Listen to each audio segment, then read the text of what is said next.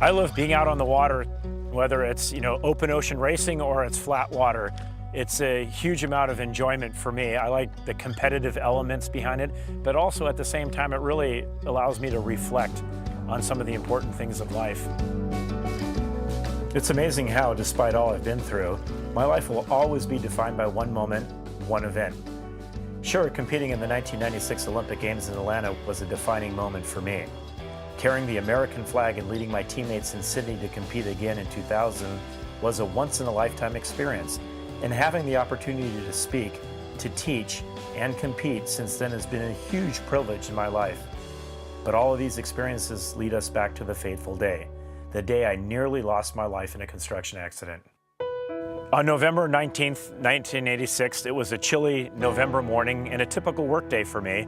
I was instructed to operate the jackhammer, and I was using this jackhammer for about 15 minutes, and all of a sudden, boom, right there, I ended up hitting 3 unmarked buried high voltage cables. There was such a large amount of electricity that was going through these cables, it actually blasted me out of the hole.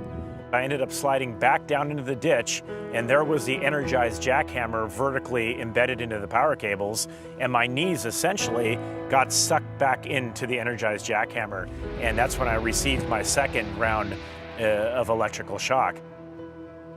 The electricity was just shooting throughout my body, and it was finding all these different weak points, the back of my head, my shoulder blades, and those were some of the exit wounds, along with I had 2 toes that were blown off on my right leg.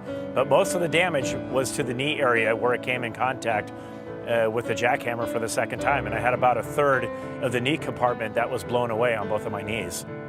I was very fortunate because the firefighters were very close by. My heart had stopped because of the large amount of electricity, and they revived me, and then they ended up transporting me to the hospital.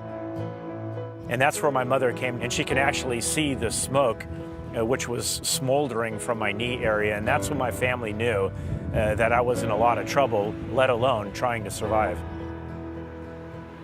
What can I say about an accident like that? It changed my life. Nobody thought I'd be able to walk again. It took nearly 15 surgeries to rebuild my legs and over 3 years before I was able to take a single step without crutches.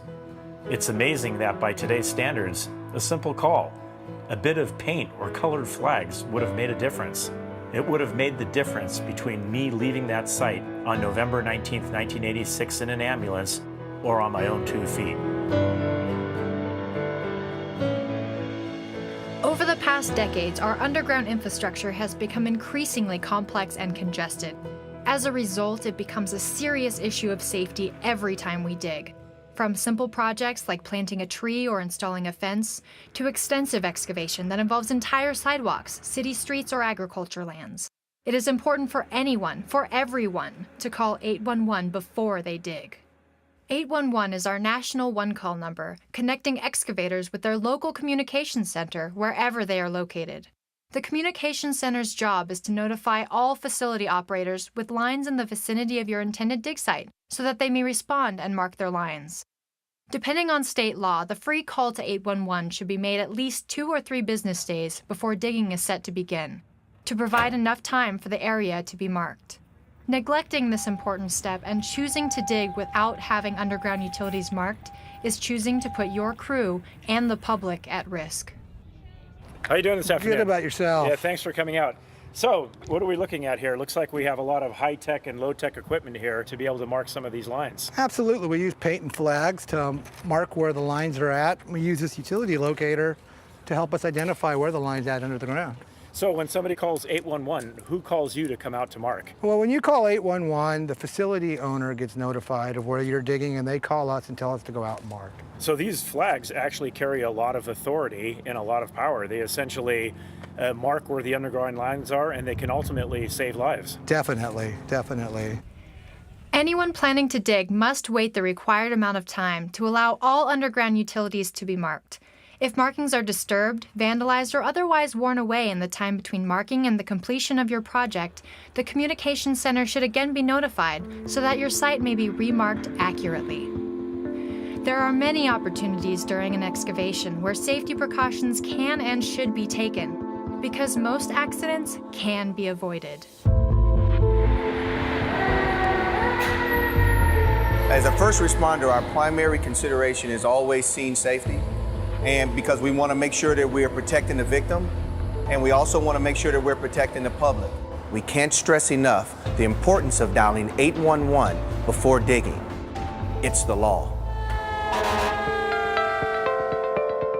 Every excavator has the ability to lead by example, to practice safe digging habits, and remain dedicated to the goal of zero accidents on your dig site.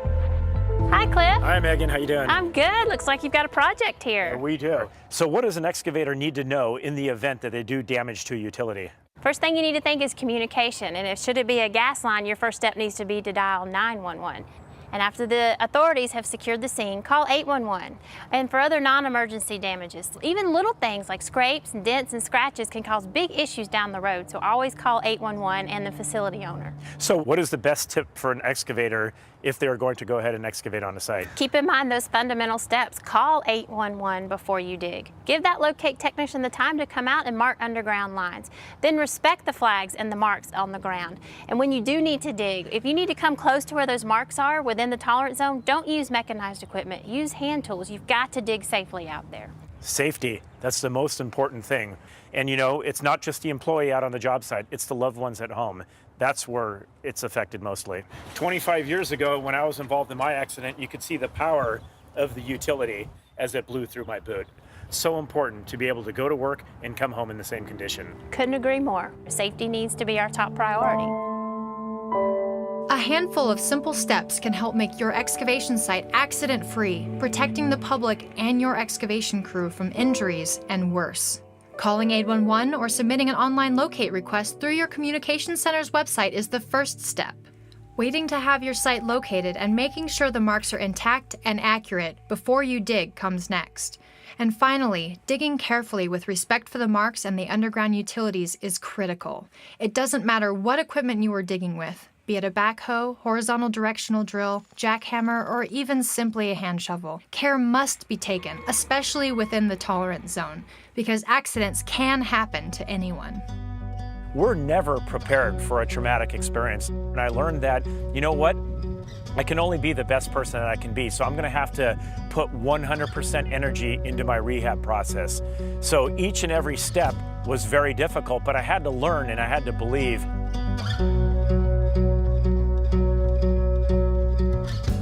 I didn't even know if I was ever going to be able to walk again, and going to being able to have this honor of representing my country 2 times in the Olympic Games and carrying that flag. You know, how does that correlate between the two? It all goes down to belief. You got to believe in yourself. It's that hard work. It's that determination. It's being able to go out there and build on your foundation.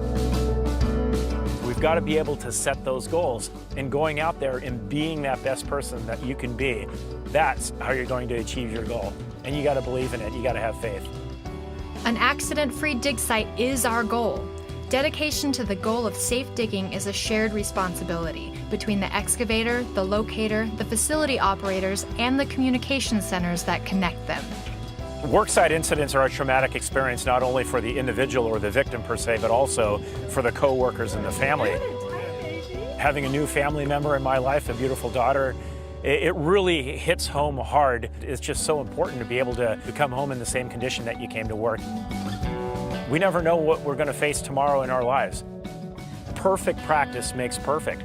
It applies like that in sport. You always have to go out there and work on your fundamentals. The same applies when you're out on the work site. Practicing safety, you have to do that every day. You are choosing to be a hero every time you take the steps to have your dig site accurately marked, keeping your crew and the public safe. Because safe digging is often as simple as knowing what's below. Be a hero. Respect the flags. Brought to you by South Carolina 811.